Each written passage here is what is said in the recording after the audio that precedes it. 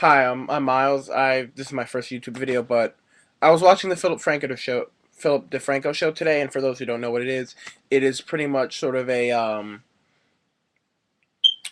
like a fast food news show. Though I not to compare the quality of Philip DeFranco's coverage with the quality of news with the quality of food produced by fast food, but so much as the fact that it's sort of like it takes popular news stories and it sort of gives some nice, interesting summaries, and he provides his own thoughts and commentary. And it's a very interesting show, and it's really, really funny and just great. It's a great way for people who are busy to like sort of catch on trending popular news stories, and he provides links to the sources of articles and other such things. So it's a good show, and I suggest that people watch it because I think it's a really great show and I really enjoy it. But he talked about two stories today that I just kind of wanted to sort of give my own thoughts and opinions because they really sort of like they really hit home with me and made me do some thinking, and I just wanted to like get some of that out to just share my thoughts, hear what other people think.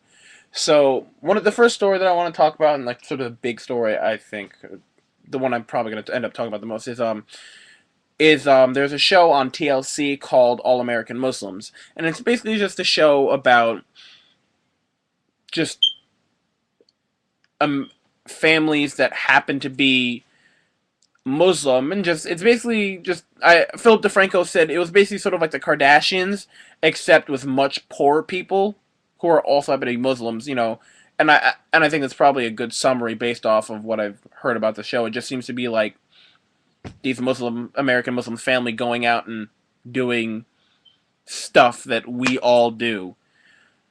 So it's not a show I'd watch, but I understand why the show exists. This show is supposed to this show is designed essentially in order to display the average Muslim to America, because in America there's really sort of this fear of radical Islamic terrorists and stuff ever since 9/11, and it's sort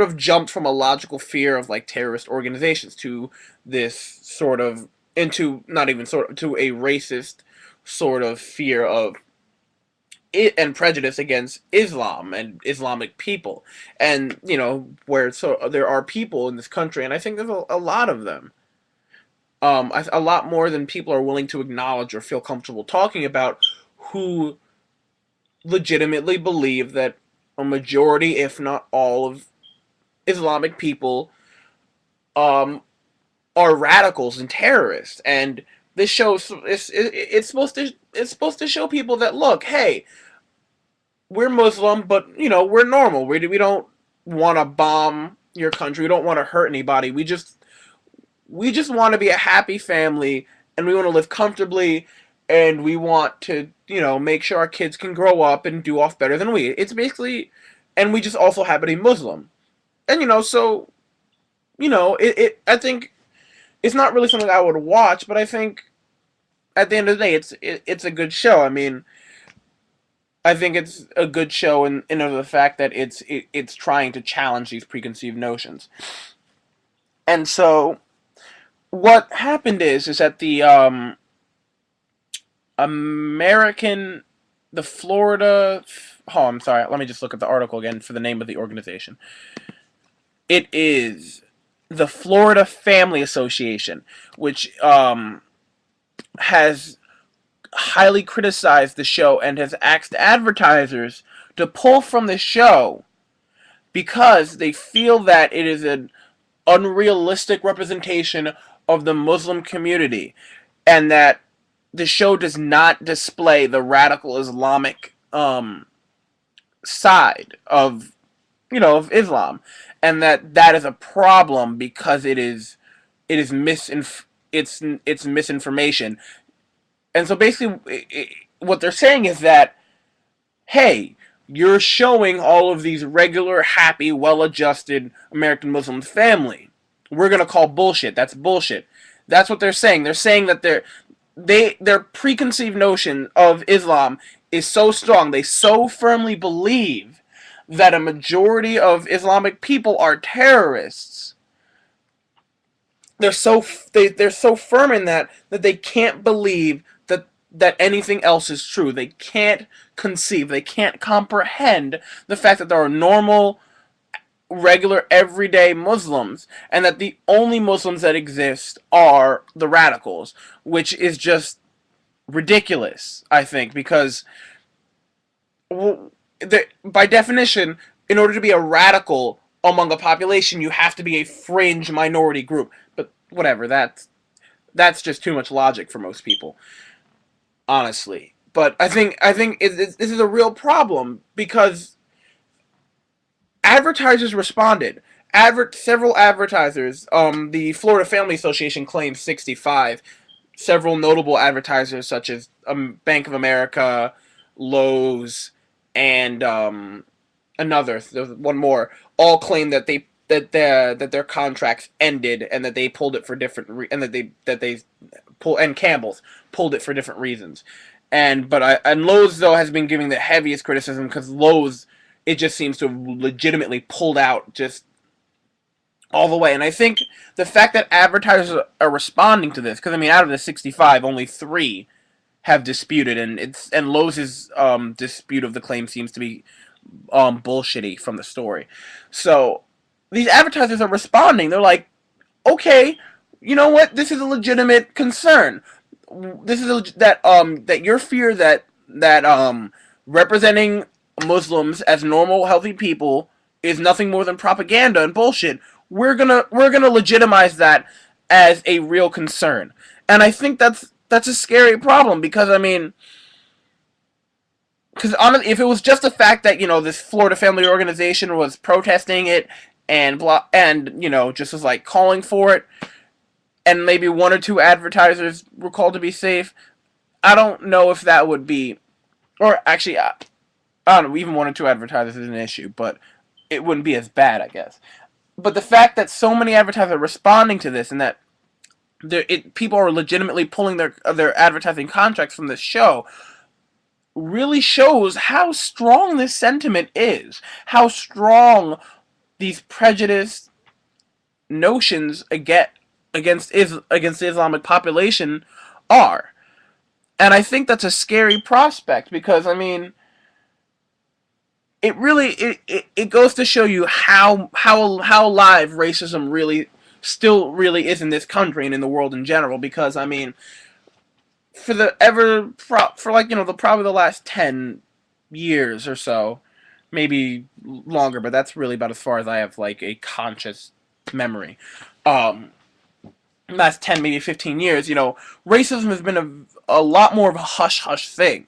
Ever since like sort of the civil rights movement, people have sort of like been slowly but surely sort of like brushing racism under the carpet, and I think probably like around the late 90s, early 2000s, people began to legitimately sort of like hold on to this illusion that racism either wasn't real or was relegated to crazy redneck white people in like backwoods Alabama, so it wasn't a real issue for most of us. But I think this shows that there is still outright racism in this country, and I think that's a dangerous thing for all of us. And I think that the fact that it's not just real, but it's also being responded to and legitimized. And I really think that's a real problem that I think that we're gonna have to deal with it because I feel like we clearly aren't finished dealing with racism in this country or really anywhere else in the world, and I doubt we'll ever fully eradicate it. But I think because but I think that the idea that since we'll probably never be able to fully deal with racism as long as it's not like outright in your face racism is not an issue. I think that's wrong, and I think that we shouldn't stop fighting it.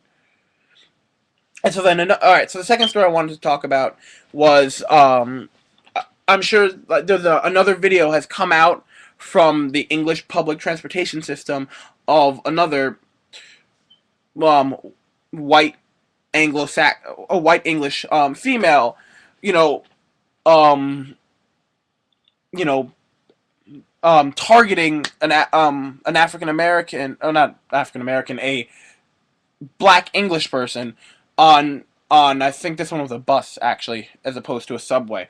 But and I think, and like, I'm not from England. I actually have a lot of family in England. I've talked with my mom, who was born there, and she says that racism has always been a big issue in England, and we've talked about it, and like, she seems to feel like England's never confronted its racism in the same way America was forced to during the 60s. I mean, England has had race riots. It's had terrible race riots if you look at its history. It has a very strong, long history of race problems. But like, it's sort of like the problems blow up for a moment and then disappear. And so it appears to be that, England is going, because of the economic upheaval, England is going through another one of those racial eruptions right now, and that it's really starting to become apparent. And so, like, so what happens is, like, the woman's like calling, is like antagonizing this black man who's on the bus. I'll include a link to the video along with the link to the All American Islam story. And she tries to physically, she tries to start a physical altercation with him. And at first, he's trying to like get out of the way and stuff, and like he's trying not to fight her. And then, and so then, like, how the altercation started, like, she claimed that, she claimed that he wasn't an English citizen because he was black, and that he wasn't English. He was either Afro. I couldn't quite hear. He was either Afro Caribbean or African something or other, and that he wasn't a real English person because he was black, and that he wasn't a really citizen of the country. And she tried to physically altercate with him, and he threw her off the bus. Like, someone called for the bus to stop, and she was like trying to physically attack him, and so he maneuvered and tossed her off of the bus. And it's just some crazy. It's really crazy, and it's sort of like really funny, but really sad at the same time. And I just want to kind of like, it just tied in with the other story I was talking about. And honestly, I probably would have done the same thing, if not more. Like, I have a bad temper, I know, and I really do not see this guy in the wrong at all. So, I don't know. What do you guys think for both of these stories?